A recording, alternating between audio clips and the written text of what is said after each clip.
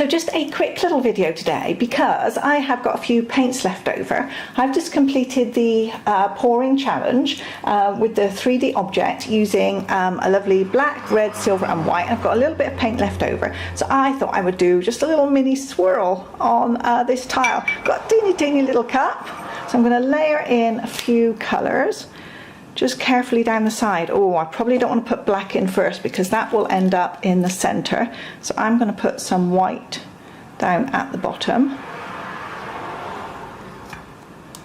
And again, I probably don't need too much paint either, which is good because I don't have a lot of the silver left. So I'm going to just gently pour that in down the side of the cup, like that. I think one of the secrets to getting success with the swirl is to put your paints very carefully in the cup so that they don't mix too much. Because if you want nice defined rings and colours, it makes total sense that your colours don't mix too much in the cup. Otherwise, you're obviously going to get a mixture of things coming out. Give a little bit of black in there. So I'm basically running the colours just gently down the side of the cup. And I'm going to put a couple of layers because I don't know how much paint I'll want to pour out. So I probably are not going to need this whole cup, for example. Because I know that one of these cups is enough to do a 6-inch tile. And I'm only working on this one on a little 4.5-inch tile. A little bit of red. This is one very bright red. And a little bit of black. Bit of definition. And let's call that a day. Okay, so here's my cup. Looking good. So I'm going to pour the colours out now onto the tile the same way that I poured them in. So where I've got the wet lip on the side of the cup, this is going to be the section that I pour from for my swirl. And I'm going to keep it fairly low down and just let the colours pour out. And you can just let the colours pour, or if you prefer you can put them in like a little circle like this. Oh, my hand's not very steady. I'm not very good at making the little circles. You can do a little circle, or you can just let them pour and kind of do their own thing, in which case it tends to be, sometimes I find that if you do it that way, that you'll end up with the colours a little bit less evenly distributed. You'll have more colour on one side perhaps than on another. Let's do a little bit of swirling. Oops, messed up there. Stop the paint flow. Okay, so that's starting to look a little bit mixed in the center, so I'm going to stop just there. And now you can see all the concentric circles. It looks really good, but as we stretch out the paint, these circles should expand.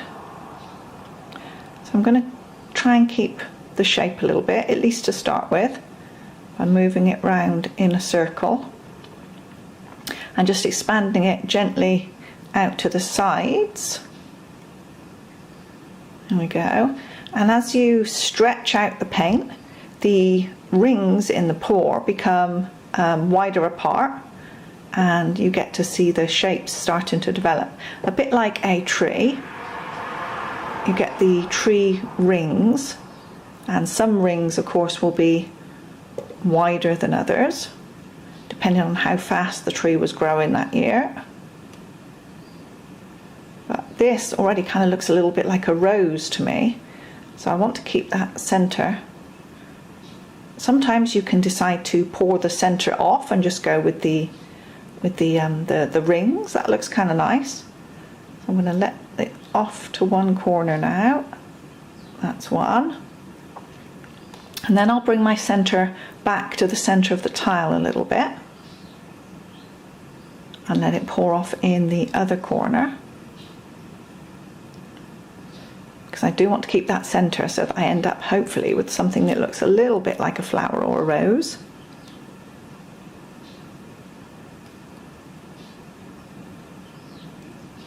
And we're good. Again, I'm going to bring it back. Oh, it looks really good. Very nice. And now off to cover these final corners. So I took some tips from other people who said that paint consistency was key, they think, in the ring pours, because I find when I do my ring pours I get a lot of cells, whether I want them or not, and it can disrupt the nice shape that you have. And people said that they find that they make their paint consistency thicker for the ring pours, and the paints are less likely to mix perhaps when you move them about, and they get better definition. So my paints are a bit thicker today, a bit thicker than they might normally be. And of course there's no silicone or hair dimethicone or anything in any of them. So you can see it's thicker by the way, slow way that the paint is moving.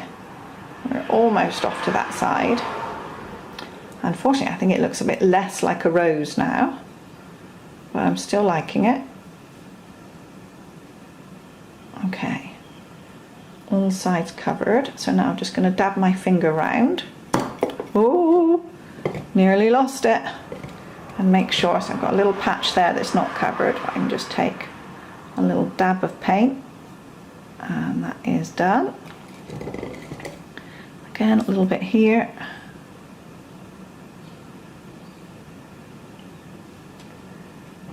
And my last corner.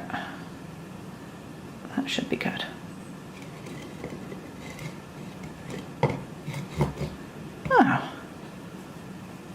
Oh, that is, I thought that was a blank corner, but no, it's fine, it's actually got white paint on it.